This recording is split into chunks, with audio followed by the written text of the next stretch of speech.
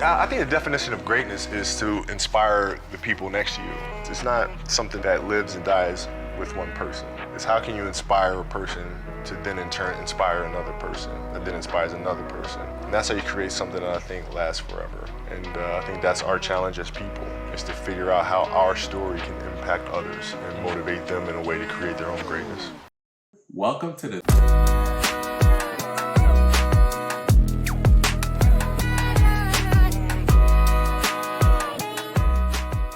Welcome to the 3-on-3 podcast. That's right. You're tuned in, baby. Season 3 of the 3-on-3 podcast.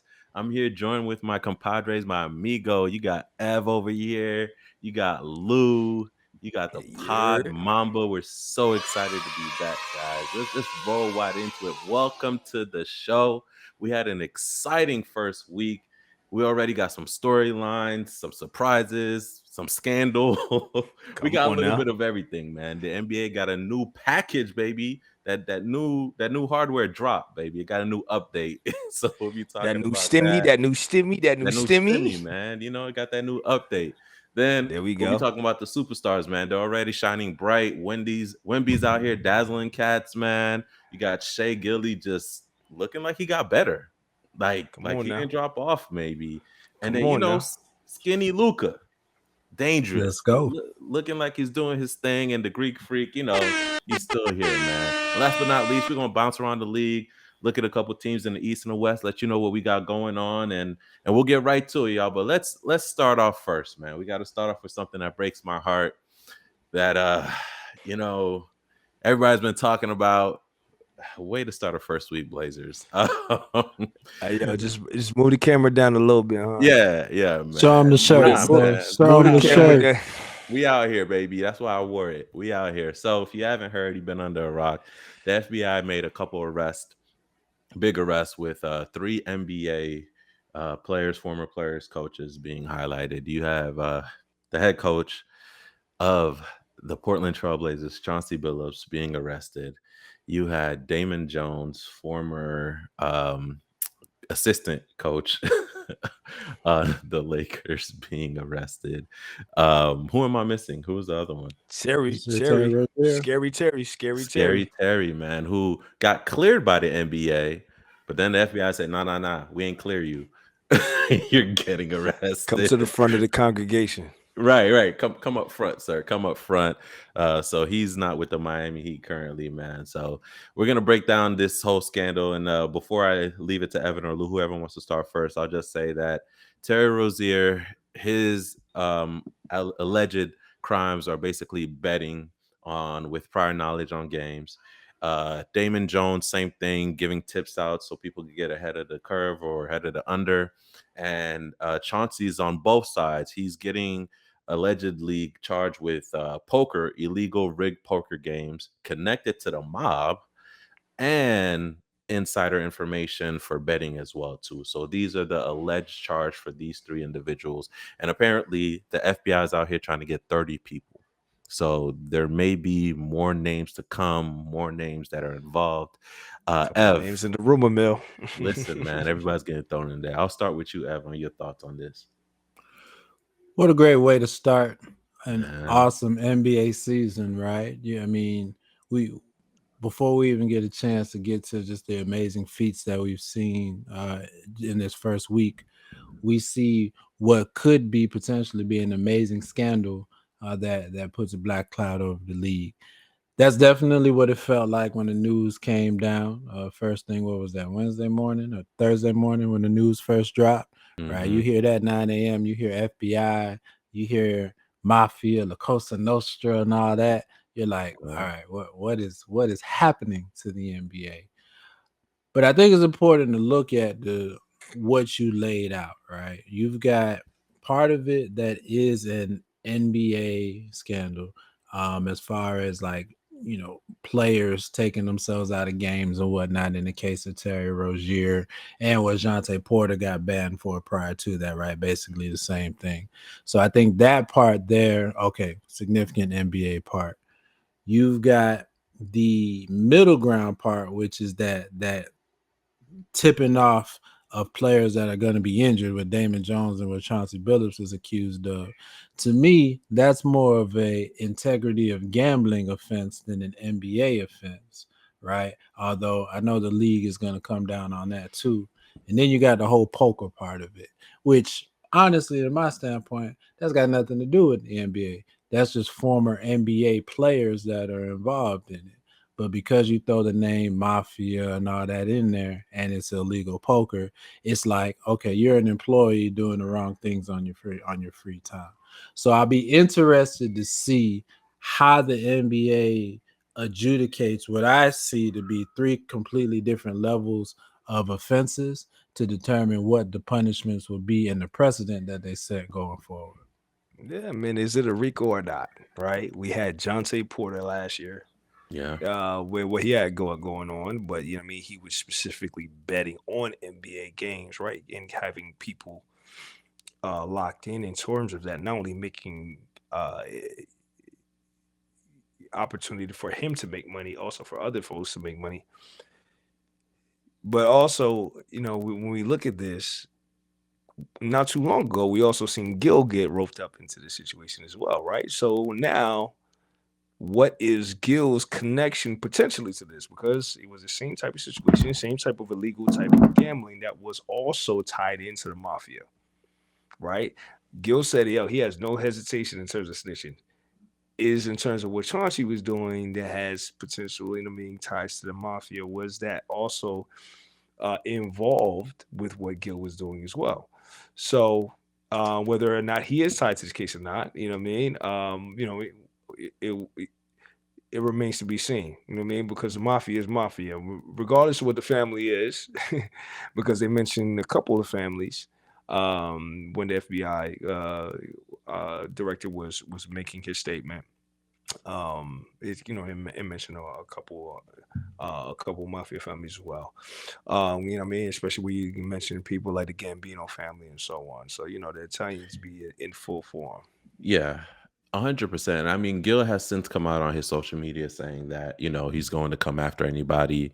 Well, he first said he's here for the trolling, right? He's here for the trolling, but then he got serious and changed the tenor of of his comments and basically said, "Look, if you guys are roping me into this, I'm taking legal action."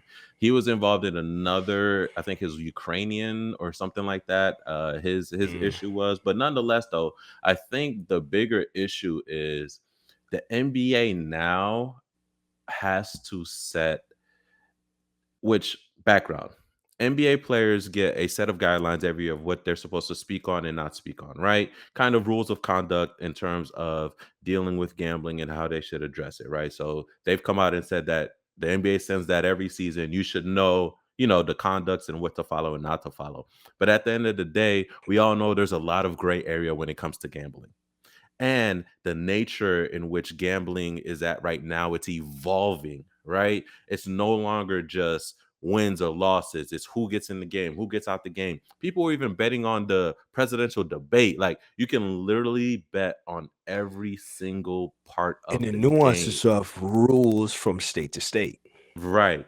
So I think if anything, this is going to cause the NBA to bring in maybe a different team, a board or something to further regulate gambling and what not players can participate in and be a part in. Because although it involves a Blazer, it involves a great Chauncey Billups. This is going to be a stain on the NBA. It's a stain and it's a black eye. And we know what the NBA does when it gets a black eye. It comes down hard, right? So I don't think, though, this is going to be like Jonte Porter or other people, Donnie Yu, who they've banned for life from basketball, right? I don't think this is going to be enough. They're going to That have is to cut and come dry. down. Yeah. They're going to have to come down with, rules, regulations, maybe even have like a whole different division to just really focus on these type of things or to watch it, regulate it. They're really going to have to do something internally to maintain the integrity of this game. So Uh, Hans, something you mentioned earlier before in terms of like, hey, like how Terry was like, yo, the NBA said, nah, you good. And the NBA said, again, come to the front of the congregation. It also now comes putting it back in your mind as, you know, and just to make your parallel to the NFL, right? And certain stuff that was happening in the NFL. How much does the commissioner know of what's happening, how much does it get swept under the rug? And then, what happens if it does come out that, potentially Silver didn't know what was happening and he didn't take necessary action, and then what does that mean for the NBA and so on and so forth? Because at the end of the day, he's the steward of the overall brand, you know what I mean, as a commissioner of it. And at the end of the day, the commissioner knows what's happening with all the players, whether we want to, directly address it or not. Carmelo Anthony said, like, or he was in an interview where he specifically talked about when he got suspended for 15 games, and David Stern said, hey, look, I know everything that you got going on. I know what your homies is doing. I know where you lay your head. I know, now when you wake up, I'm paying you $100 million in your contract. But so I make it my business to know what you got going on. I agree, but then I disagree. I don't think he knows what's going on with all of his players. I think he knows what's going on with his top with players, his marquees. Right? Yeah, I don't think he knows what's going on. At the end of the day, I think he needs. This is my prediction. I think they're gonna develop a specific like board group, whatever you call it, that needs to track all of this and keep an eye on this. How much can you do that? I don't know, but I don't think lifetime bans or suspensions are going to be enough. I think it's too enticing. I really think it's too enticing to really just leave it to a honor system, as I'll say right now. Well, I think part of the issue is, and you kind of said it, right? They don't know what's going on with every player. From a gambling standpoint, one of the big arguments going on right now is, should we be able to gamble on every player, right? like should you even have an option to bet whether Terry Rozier is going to score 7 points or not, right? Why should that even be an option, right? At your dominating, can we bet on his rebound? Listen, 10 and 10 on Aiden. Like, should we be able to bet on that or not? So I think that's part of the issue as well as we go forward. And because looking, gambling's here, gambling's not going anywhere. The league itself is making too much money off of it. The partners are making too much money off of it. Now that it's here, looking at the best way to keep individual players from being enticed in such a way, I think that's going to be what the next step is, right? It's one thing to bet on teams. It's one thing to bet on over-unders, right? To bet on individual players, getting 6-7 points or whatnot, I think that's a little bit of squirrely.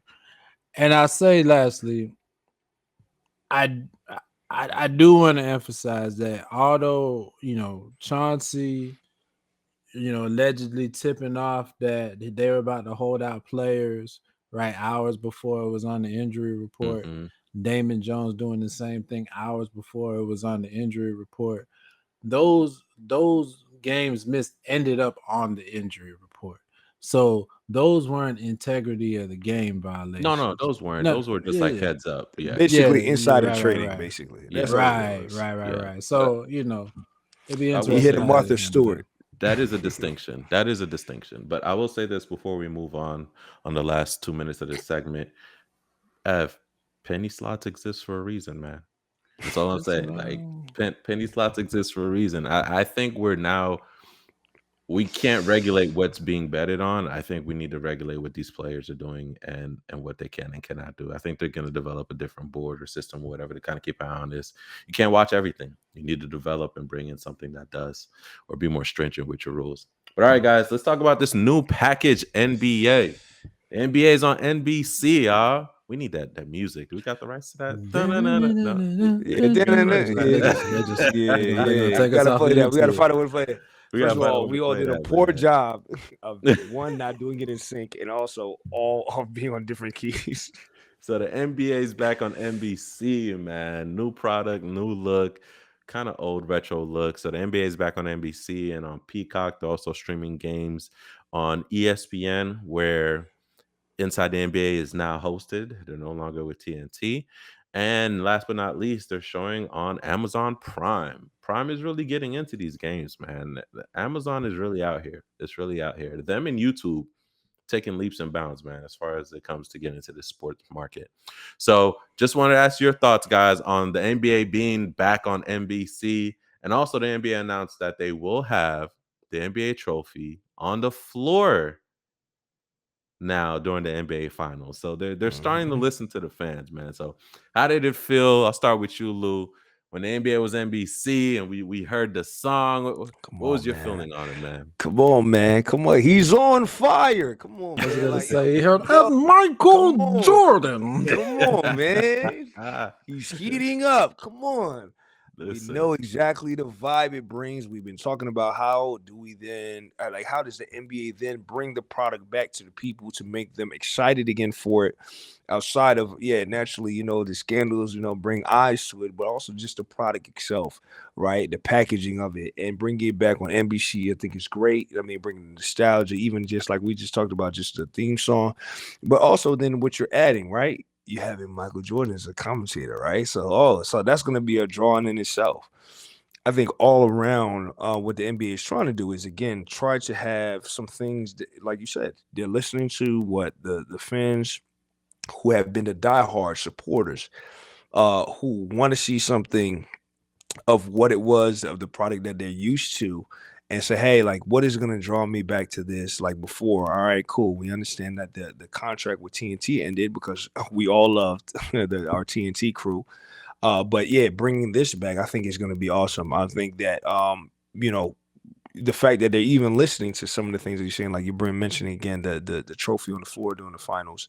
I think this is going to make, commentary. People are going to be excited for the commentary of what's happening in the NBA. And I think, like, I don't know how much they paid Michael to get him to be a commentator, but like, even just to get him just to be there, just to talk about the game, I think is just really just going to bring another level of draw of fans who may have kind of been, maybe just, even if you're a fair weather fan, but just hearing that name is like you're going to start to bring the level of fandom back to the NBA. It both tapping into the nostalgia of it, also just tapping into the roots of what made you successful in the first place. Even though now, I mean, it realistically is kind of spread out, like you mentioned. Amazon is tapping in heavy. And then Peacock and so on and so forth. But NBC being in the mix of it, I think is really an important piece in being able to get them back into the groove of what we know. Got you. Well, I will say is brand recognition. And I think they're finally realizing how important that is. What is your brand? How has it been recognized, and what has gotten you to where you're at? And you have to pay homage to that, or bring some of that along, right? We know these big companies that we see their advertisement. Yes, they've evolved over the years, but there's always still something there to remind you of what made you fall in love with it, to remind you of why you chose to patronize that, grocery store, food, et cetera, et cetera. And I think that's what the NBA is doing. It's reminding us of how we fell in love. As Ev said at the end of last season, right? We're kind of like the age that when the NBA was in its golden years, right? We're at that age, and now we're older, right? So what are you doing for us, NBA, to continue to have our brand loyalty, but also still tapping into the younger folk as well? So I appreciate also the pivot, what, I appreciate. I think also what doing. that is, with you then tapping back into us, the excitement we have then goes back to, for instance, like, Ev got little homies. So for your excitement for what you recognize in terms of brand loyalty and then the nostalgia of it, you want to then introduce the subsequent generations to it, right? So it's like, come sit there, come watch this, come understand where it came from, etc., etc. For us to even just to be able to be, the joke of us saying it's on fire for all those who listen to us right now, it comes from a previous NBA game where NBC was, the background of it, and then we were able to, have these key marquee types of, I'm trying to think what was these keys, marquee types of, what's the word for it? It's these statements that like we remember from so many decades later, like saying he's on fire and so on and so forth. Mm-hmm. And NBC being a key part of all of that, then we can then pass that down to subsequent generations to give that same type of excitement. Go ahead, Ev. What I liked once I found it all. From the before, from the in studio vibe is kind of what y'all described is three distinct vibes. NBC tapping into that retro vibe, right? That music automatically takes you back. The inside the NBA crew on ESPN not being touched. Only thing being different is the logo, and ESPN not screwing with it, right? We Right. got the full hour untouched before. We got the times at the halftime, and we got the time after the games, right? They weren't Shout out to throwing the them sports negotiating center, that. right? Right. Keeping something that's not broke intact. And then Amazon Prime having its own unique kind of modern vibe to it as well, right? And then a lot of player interact, very player friendly. But what I also enjoyed was once the game started, so many of the voices were similar. It didn't feel different once the game started. It felt like the same basketball we've been watching for years. Like all the TNT analysts just spread up across different channels, right? ESPN still similar. Still, I mean, sprinkled in some new people, but a lot of similar voices as well. Once the ball started, it didn't feel different. It felt right back into it. And as we're about to touch on next, it helps when you have amazing performances to carry all that forward on week one. So yeah, for the concern I had coming into this season, I thoroughly enjoyed the first week of the NBA from a presentation standpoint. Definitely. I will say this. Loved it. The only knock I guess people are saying was you have to go and find it. But as with everything, once you find it, you find it. Once you really want it, you'll search for it. That's kind of like I feel like that's the era we're in. Like you have to sometimes go find things. But I also appreciate what they were doing. They want to tap into different markets. So I kind of get what they were doing with that. I 100% get they were doing that. But let's move on to these dazzling performances, guys. Man, listen. Wemby, Shea, Skinny Luca, Giannis, they all put out a great opening week. I'll start off with Victor, man. First game versus Dallas. My man drops 40 on him, son. Dropped 40 on the coop, man. He said, coop who? What flag? This my flag, okay? He dropped 40 French on flag. them. French flag. Listen, he put the first flag down. Then gave the New Orleans Pelicans 29. It was good to see him and Zion go at it. And then 31 points against Brooklyn, man. Yo, Wemby is looking crazy, and the Spurs are looking good. Who was it on here? Was it the Pod Mambo who says they're not gonna make the playoffs? Is that I should have brought up the receipts on our texts. Was that the Pod Mambo who said the San Antonio keep Spurs are our not keep making the our playoffs? keep Is our this? keep our private text out of public business. So Oh, okay. My bad, man. I didn't mean to Exposing leak our text. family business. Right, my bad. I didn't mean to Wow. leak our text out like that, man. So what y'all thinking about, man? San Antonio Spurs. You're feeling a little peacocky after two Hey. games? Listen, man, looking great, Christian. They're looking good, man. Come on, man. So I'll tell you this, from a Wemby standpoint, I'll be honest, that game one was like pretty much like something we've never seen before. You heard all the work, and he was very public about the work that he put in, right? Whether it was with the monks, the Come work on with now. Akeem, the work Come with on now. KG. Wait. Pause. Right. The work with who? The work with Akeem. Listen, Akeem. Listen, Akeem finally earned a check. he filled Akeem's schedule for the next 10 years. All right. And the thing that the thing about Wemby that was so impressive, one is the aggressiveness, right? He showed up with aggression and balance. Those are the two things in the nutshell. He moves very gangly, or he moved very gangly, and he looked like over the course of one summer, he fully developed his NBA basketball balance to be able to, whether it's mid post, low post, above, beyond the arc, to get into the moves that he's trying to get into, and to execute effectively and efficiently. Yeah, And if balance is he And then very grew right, 2 admirable. inches. right, And then grew 2 right, inches on top and of then that. grew 2 inches on top of that. I'll be honest, it's the most dominant young man performance I've seen Since since Shaquille O'Neal. early Shaq. Since early Shaq, That's it, bro. very reminiscent, very reminiscent. And so if he, first week, incredible. If he carries us through, yeah, I won't leave Podmon out there by himself. He was not alone in questioning the Spurs You don't see from the a vision. You don't see the you're right, from a roster standpoint. But one of the things we did talk about is they've got these guards. I don't know about anything else they have, but if you got 3 or 4 people on the court at one time that could throw an accurate pass 14 feet in the air, you got a guy that's going to get it. So Come that's on not a now. bad strategy to have. Or he can bring up the ball himself. Bro. Like, come on, let's be real. There's no reason for Wemby to be like lifting his knees when he dunks. Like, come on.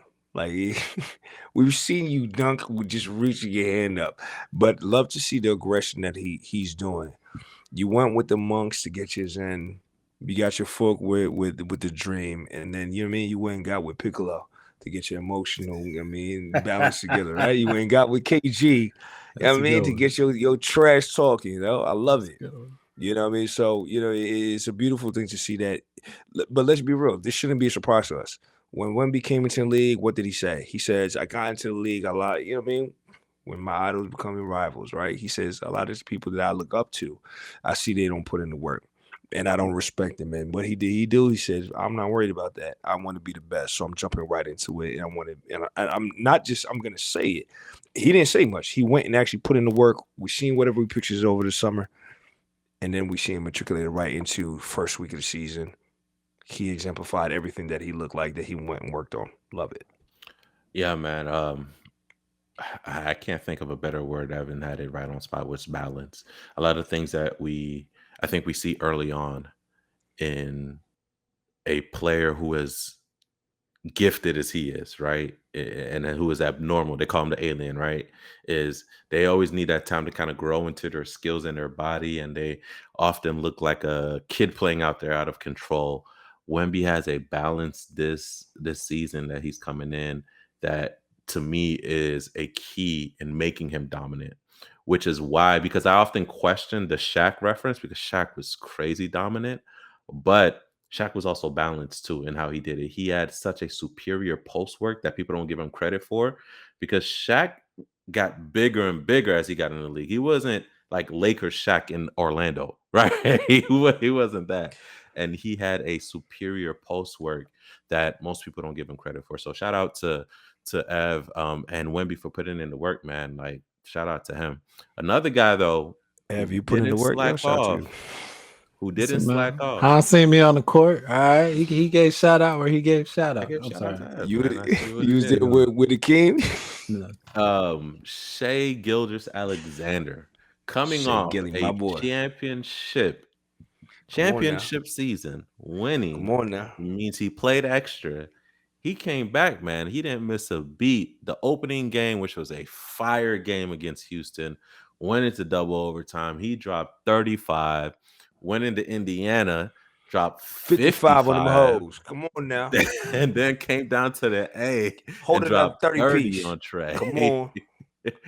So he's not missing a beat at all, man. And J Dub's not here, so he's carrying that load. He dropped 30 on He Trey. say- He said, "Oh, your name's Trey. Trey's 30. a little cold in Atlanta, ain't it? Huh? Hold this 30, man. Hold this 30." Word. So Word.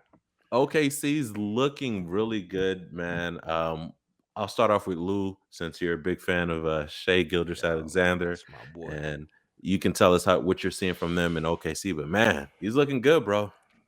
Yeah, I mean, look, he didn't take the the MVP accolades lightly, you know what I mean? And he didn't miss a beat, So from last season to this season, as a returning champion, one of the biggest things is the first question is, can you do it again?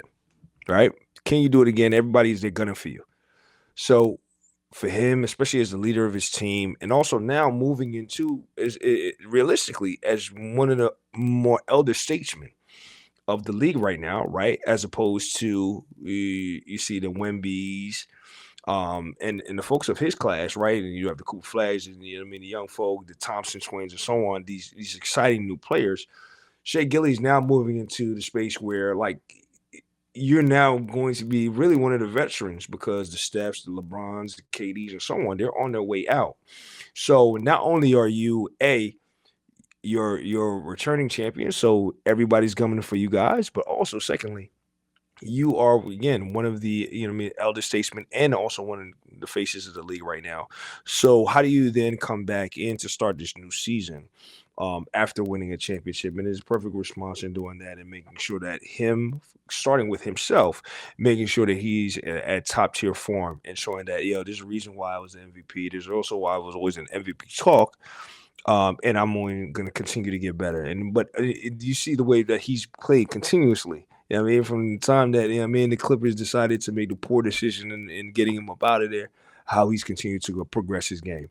So this is not a surprise to me at all, and we can absolutely expect for OKC to make sure that they make a statement and try to make sure that they're back in the NBA Finals at the end of this year, and it starts with Shea Gilly. Let's go ahead and just put the hyperbole out there because it's well deserved.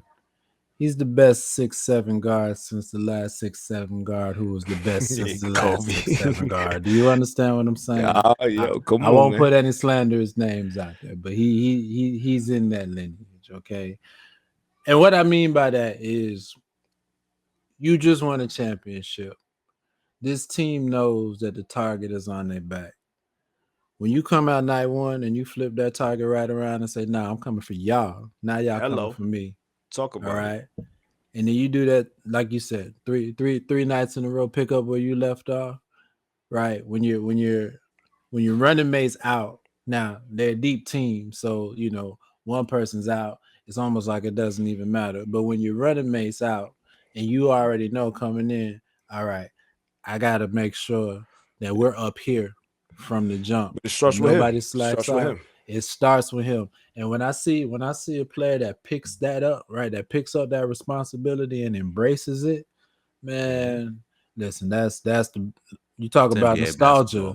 That's NBA. That's the NBA NBA basketball right there, man. Yeah. So, and then the love of like, just being, I want to be where I'm at. This previous era of, how do we team up? How do we get with one guy that a lot of these guys are sitting put like, hey, I'm putting my stake in the ground. Cool. I'm building my legacy here. And Shea Gilly is got real comfortable and saying like, hey, here's my stake in the ground. Here's what we're doing at OKC. And like we said, it starts with him. And he's saying it starts with me. And he's putting it all on the floor.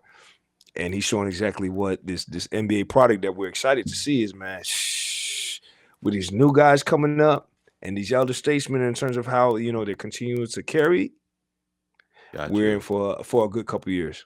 Yeah, man. I think the league's in great hands. Them setting the tone also, I think, responds to a lot of people's criticism of them being a young team and not being able to do it again, and them possibly lucking up into the NBA Finals because of injuries of better teams and matchup reasons, right? Because a lot of people were saying, man, I was one of them who was saying that Denver series was a little close. If Aaron Gordon doesn't get in, it's a little, so this is also them responding and saying, no, we're here and we about it. So let's move on to another player, man, who came out. This is our prerequisite segment that just it's in our contract. We just have to talk about this. And then we moved on from it immediately. So let's talk about the Greek Freak. No, all right, let's talk about the Lakers, man. Bron's out with his sciatica. He's 40, guys. Okay. So he's out with the sciatica. Skinny Luka though said, hey, grandpa, I got you. Say less.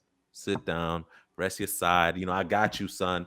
I got you. Luka came out with a dazzling performance, although it was a couple L's. But listen, man. He's giving out 40 pieces, okay? He's giving out 40 pieces. One game, 40 pieces. And it is it's two. He, Ev. he was What are you doing talking it. about? He was Nah, doing it. He they was beat doing it in Dallas, but yeah, they Yeah, won no, the I'm talking second about the game. 40 pieces, not the losses. I'm talking about the 40 pieces. Gotcha. He dropped 40 twice. I'm aware Gotcha. of the record. He dropped 40.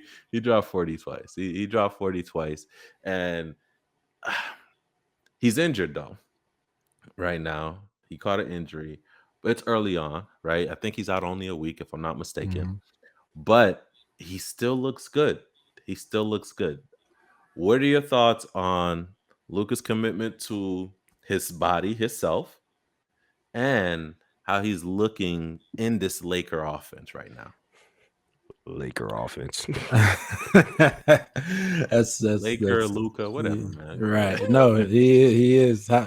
So that's the way you frame it. How's he looking in the Luka offense right now? Because he is the Lakers offense. He is like, All right. And shout out to Austin Reeves, who's looked well to start the season.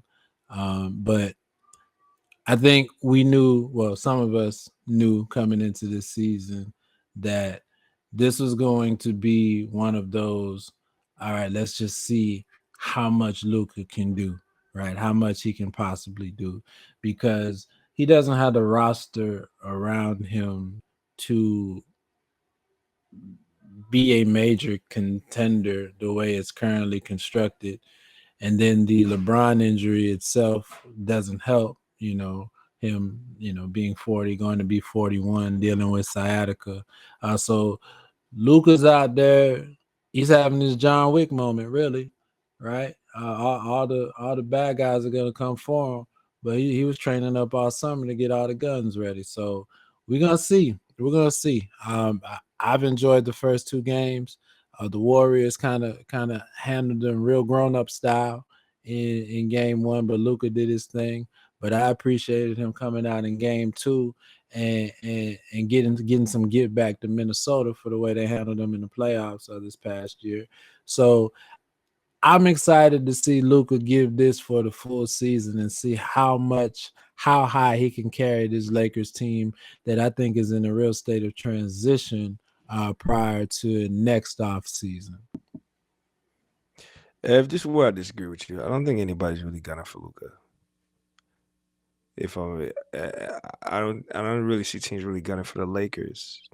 If I'm going to be honest, especially over, especially with you, yes, in terms of what they did last season, but really they overachieved. Marquee, and as Han's favorite word, when they talk about trades, blockbuster trade, and so on. But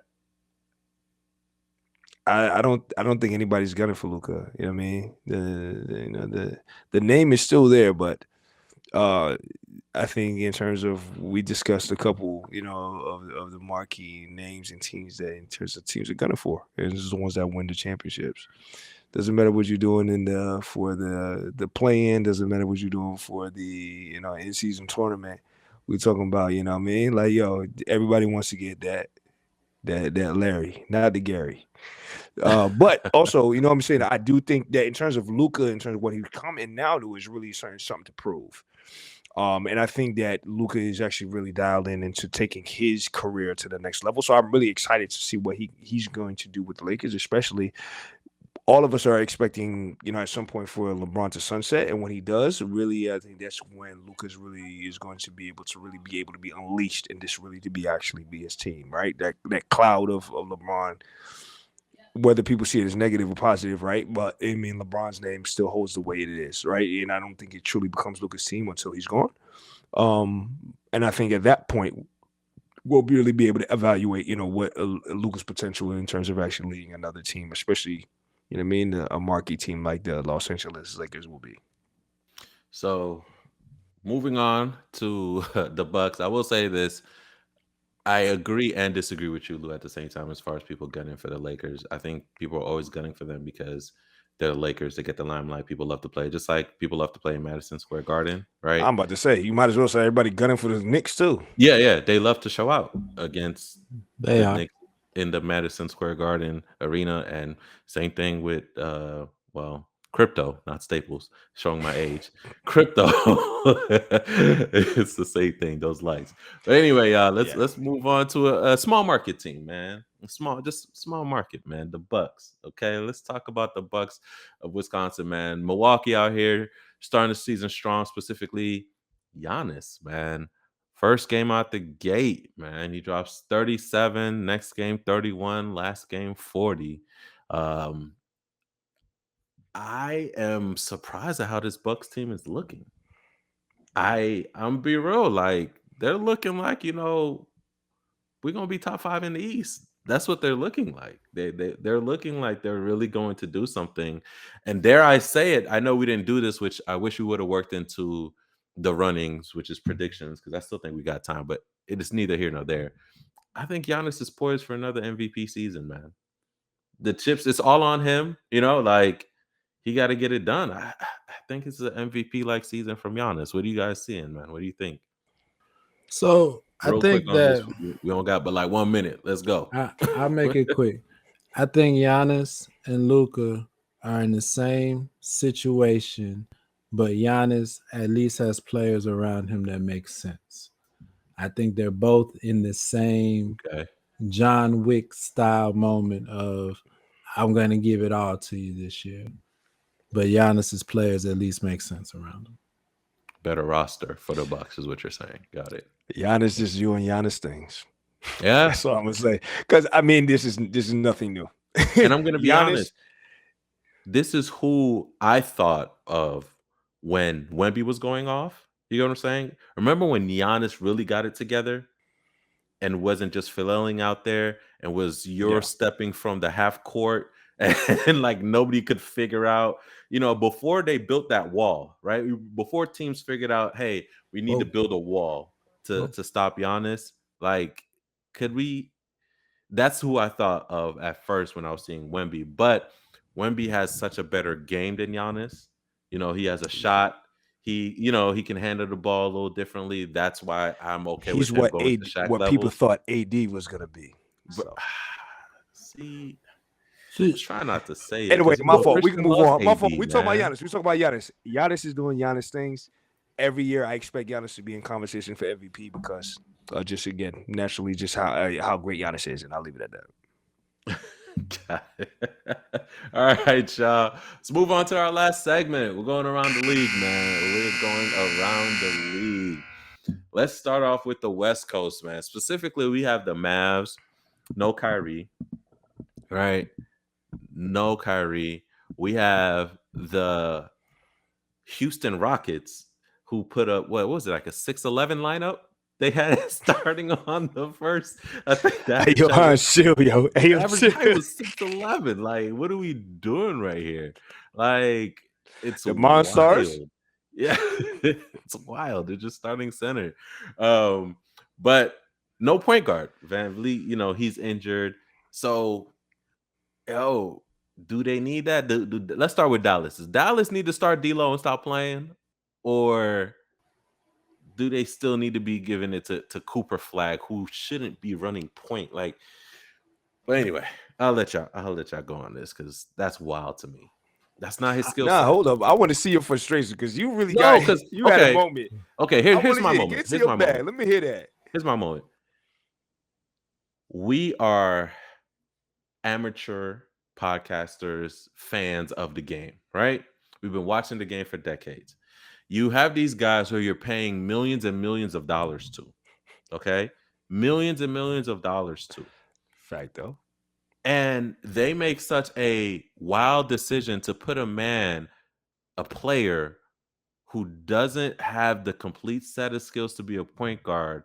That's not what got him to the league, is being a point guard. That's not how he played at Duke. And you want to make him your point guard? It's like taking a center, somebody like Shaq, and saying, hey, man, go play the point. Go run the point. Why? It doesn't make sense to me. It's so wild. And you have D'Lo, who knows how to run the point guard. So it's not like you have no. And I'm not saying D'Lo's the best point guard, but he can run a point guard. He can run point better than Coop, because you're literally telling him to give the ball to other people who are not going to score better than him. AD's the only other guy. So that's why it's wilding to me. Like, that's not his with skill no set. You're NBA not setting experience him at up. all. Yeah, you're not setting him up for success by putting him at point guard. So I Like, give you two reasons why. One, you named it already. Their other option is D'Angelo Russell. Go check last season's podcast for my thoughts on that player.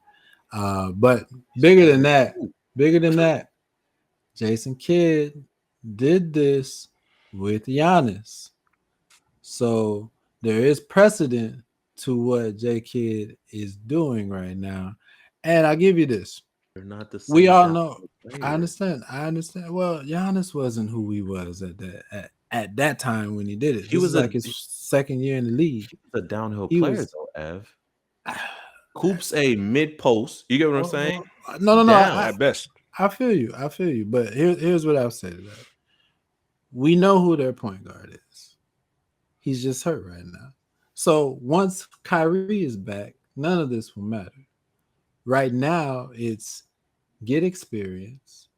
Yes, it's fish out of water experience, but we're talking a player who at every stage of his development up to this point has been accelerated and leveled up because of both his physical and his basketball intelligence. Well, There's a reason he's the youngest player in the league right now, yet the number one pick. facts. But So here's they're just my throwing it out there. here's my rebuttal to that, right? You're gonna cause him to make 2 adjustments within the year instead of 1. If you put him at his natural position, right? What's Let his him natural play. position? His natural position is small forward, shooting guard, down. He doesn't get to point guard. He might do shooting guard, but he's really small forward, You mean power forward, down, right? he's So not playing power forward. he's not playing power forward, but you get what I'm saying. In college, Mhm. he was doing that, right? Mhm. So when you bring Kyrie back, right? If you played him at his natural position, which he was playing in Duke, what's his adjustment? Playing with Kyrie. Does that make sense? Mhm. If you keep him at the point and regulate him to the point now, when Kyrie gets back, he's making 2 adjustments now. Now he has to learn how to play his regular position in the NBA and play with Kyrie. You get what I'm saying? Don't get me wrong. You're so right as far as his accolades, right? As far as his speed of getting the game, but also as a coach, your duty, right, is to make sure you develop him. And maybe J Kid's not a developmental coach or whatever. Maybe he doesn't have that. Your key is to develop him, properly. Mhm. So why would you want him to make 2 adjustments when you could make him 1? Hold water, like you're saying. Kyrie's going to be back in January, right? Hold water until then. Have him flourish as his natural position, and Kyrie's watching and can see. So he just makes 1 adjustment. Why have him make 2 when you could do 1? That's my caveat to it. I'm gonna jump back in for 1 second, just because. Not saying I disagree with you, but just showing the other side to it. Again, if they don't have a great point guard, you count on a not great point guard to get the ball to him, right? So is he flourishing if he doesn't have a guard to get him the ball? And what I would argue, hold on. He's throwing the ball away. But what I would also argue He's not is getting the ball. that to that point, I would argue that to me is one of his biggest weaknesses is his ability to attack off the dribble. His dribble in general is Yes, one of his 100%. biggest weaknesses. So 100%. Agreed. I mean, what is the most PhD level way to get somebody to improve their dribbling? Dribble the ball. Play point. Play That's point. off-season work. Play point. That's off-season So, work. It's luck. off-season work, but if you get it done by January, He ain't gonna get it done by January. This is NBA level. He's gonna. I'm about to say get you coming to pickpocketed. play against you gonna play. He you doesn't playing make against it past elite level. Yeah, he's gonna get Put pickpocketed. Patrick Beverly happy self on him. Like, yo, come on, bro. Like you, You've seen the you feeding him to the wolves for no reason, right? With his current package, I mean, don't get me wrong. I can understand the rationale behind it because realistically, again, Evan, I understand what you're saying. In the end, this actually really ups him in terms of his stock, his game, and you know what I mean. But in terms of what Hans is saying, is like to do it now, you're doing more of a disservice than to help. Now, if he was playing behind Kyrie and you're doing through rotations where you're giving him reps as a point guard, but that's not his primary, that's one thing. But just throw him in as primary? Nah. Why didn't they learn from the Pelicans? They tried this with Zion. It didn't work. With Zion? It didn't work. Listen, point Zion is a thing. I disagree with you there. Okay. Well, I think even then, Cooper's not looking like Zion handling the ball. I will tell you this: It's Oceana week one. in New Orleans disagrees with you. All right, y'all. Let's move forward, man. We got the Houston Rockets. Fellas. I'm sorry. They put Amir on the point, man. Amen. Wild again, yo. Wild again. They put Amir on the point, doing point guard duties. They saw quickly that wasn't working out. Then they started to amend. I'm sorry. Yeah. So they started to kind of just gang up on the point guard situation during that game. I don't know if y'all saw it mid-game. It was him for like the first quarter, and then it wasn't just him anymore. So Fam, they have no point guard. What's going on with Houston? Opposite of San Antonio.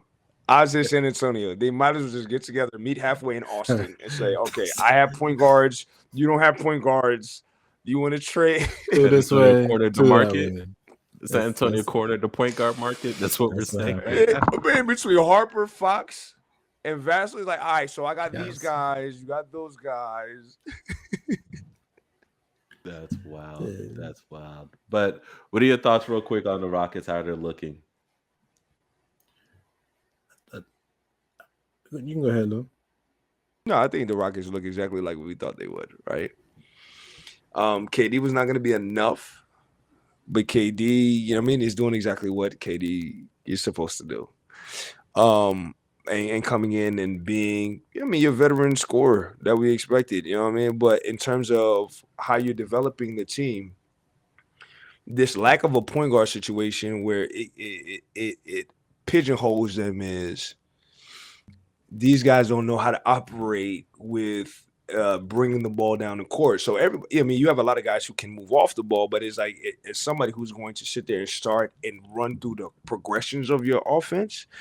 That's where you're seeing that it doesn't happen. And then you're now forcing KD to then kind of step into that role again. And for him to be doing that isn't sustainable for you long term. So, I know it's temporary until, Van Vliet gets, back on the court. But it's a tough situation for them. Does it work? I don't personally, Ev, you and I, we had this conversation. I don't personally think it works in terms of this lack of point guard for them. I think that they'll look at in their best form when they have Fred back on the floor. Well, I think the problem with that is they got to figure out this year what they're going to do. What I will say is unrelated, but got the chance to see a couple Wizards games so far this season, and CJ McCollum is out here. Well, I'm tossing that just because CJ McCollum is out here doing he putting his best tape together right now. Vincent? He not for a point guard, no. McCollum is out here putting as much tape together as possible. He's sending his TikToks to both teams. Right to his agent. Right to his agent. After every game. Get me out of here. I will say, so both kind of born out of necessity. Rockets even more last minute than the Mavs with Van Vliet going out so late, right before the season started. Our men, haven't played the guard position a little better suited, but it's kind of like you said, Lou, when you watch the team, it really comes down in the ISO heavy, maybe one or two movements. There's not a lot of fluidity in the offense. Yeah. I think just on talent alone, I'm not worried about them starting off 0-2. I think the Rockets had the talent to be one of the top teams in the West going through this season. When it's really going to hit them is come playoff time. When teams have a chance to really lock down on you day by day, that offense is just going to stagnate. And KD, yeah, he's KD, but he's not at that level to be able to save a stagnant offense over the course of a playoff series. Yeah. But talk your Şengün mess for a second, Lou. Come on now, off of Eurobasket Şengün, looking like baby Jokic. Look, Şengün it's a given. Şengün been doing Şengün things, bro. But it don't matter if you don't have a point guard to run through your progressions for Şengün That's to true. really shine at the level that he should, bro. But yeah, no, come on, man. Şengün really, realistically, when we talk about top centers in the league, bro, he's gonna be when we just like top 3 centers this season without hesitation, bro. I mean, he's fluid in terms of what he's able, how he operates in the post, and also pass game is crazy. Able to have the good vision to be able to get what's going on the floor to get everybody involved, but it's maximized when you have a point guard who's able to get you through all the progressions. Yeah, All right, I you're agree. twisting my arm. Gabe Vincent for Amen Thompson. We'll give it to you. All right. Such a sacrifice. Hey yo, can we put the pod mom on mute? Like, what is he talking Sacrifice about? coming from the pod. No, I Mamba, control man. the mute buttons, by the way. I It control it everything. wasn't enough Lakers sprinkles in his pie. Yeah, He just yeah. tossing We out spent too little- much time on This that. is what Little you guys salt Alright, get bay, for little bullshitting the Luka salt bay, segment. little salt bay. This is what you guys get for bullshitting that Luka segment. All right. We feel you, Man, that was facts, man. All facts on the Lucas segment, man. Get out of here. Sorry, bro. All right, y'all. Let's move on to the East Coast, man. The best coast. So we expected the East to be super wide open, supposed to be crazy, but No, we didn't. I expected it. Let me say that. I expected the East to be super wide open, but I don't think that's really the case, man. There's a couple teams out here letting us know that, they got some skin in the game. We already know what the Knicks are doing, man. They're out here coming off. They're looking solid. I'll give Ev's teams credit for that. The number 1 team in the East. No. Talking Number about 1 the team in Bulls? the East is Talking Chicago about the Bulls Chicago right now, bro. Bulls? Chicago Bulls, baby. Chicago Bulls, number 1 team in the East right Oh, now, man. it's the Yes. Bulls? Yes. Wow, Yeah. I didn't know that. I'm surprised. I Without thought it Kobe, was too, the man. Knicks. Without Kobe, right? Y'all doing your thing, man. Y'all doing your You thing. know I'm being facetious. Y'all doing your thing, man. But we know the Knicks were given. They're looking real good out here. They're doing their thing. I still think y'all should get rid of Mitchell Robinson, but that's just me. Y'all trying to get his stock up before you get rid of him. But I get it. Do your thing, man. Yo, I'm gonna put this team out here, man. I know. I'm gonna get flack for it. But I think Philadelphia is gonna do something this year, man. And this is when we end the 3-on-3 podcast for this week. Listen, Thank you guys listen for to me. joining. I think Philly's gonna do something this year, yo. Like, I think Philly's gonna do something. I know Lou's about to walk off right now. Kelly Oubre is about to do his thing. Yeah, you know what? Yo. So let me say this. Now, Hans has known me for well over a decade now, and he knows I'm a day one process subscriber. Yes, all right, yes. to He never Joel, never the left process, back. and B. Now I'm not. So Joel is the process, not the team. Bet. See no more. I did leave the bandwagon this year. After last year, I said enough. Like I unfavorited them. I saw it. You saw it, right? You saw I You unfavorited unfavorited my them. team too. I had to favorite back my team. But that's neither here nor there. Shout out to the password chairs. Chill out. But the Maxi Leap, the VJ Edgecombe. And Lou called it. You called it. That's why I'm shocked at you, Lou. You called Bruh. VJ. No, hold up. Just because I bang with VJ doesn't mean that I think his team will be good. Bruh. All right, 2 things can be true. Because I was gonna get into my VJ bag. Kelly Oubre doing better than makes tricks with his Tobias bike. Harris. Like this team with No, wait. Evan, stop it. Hold Why on, are you let bringing me- Tobias Harris into it? Because Tobias Harris is low key been stealing money. Like, I stop feel it. you. So what I'm saying is Kelly Oubre doing a better version of that. All Yeah, because right, Tobias used to be there. So he's he's doing better than he's Tobias. stealing less money. we'll go with that.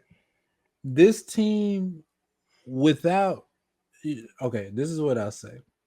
This team without Embiid is exciting. Is young and exciting.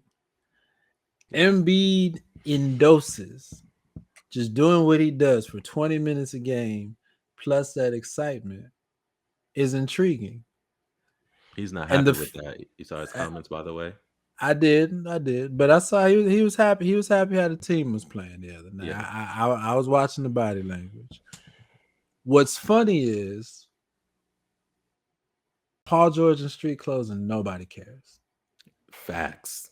He could stay in Facts. street clothes. Facts. Yeah. And I'm a So, PG like- fan too, but facts. Yeah, Huge PG fan, So- like I was saying. I'm not against your point, Hans. Interesting Yeah. team. No, I really Interesting think team. from what I saw, I like how they're playing and I like the energy. And you can't fake that. Does that make Right. sense? You can't fake that, and I like what they're doing.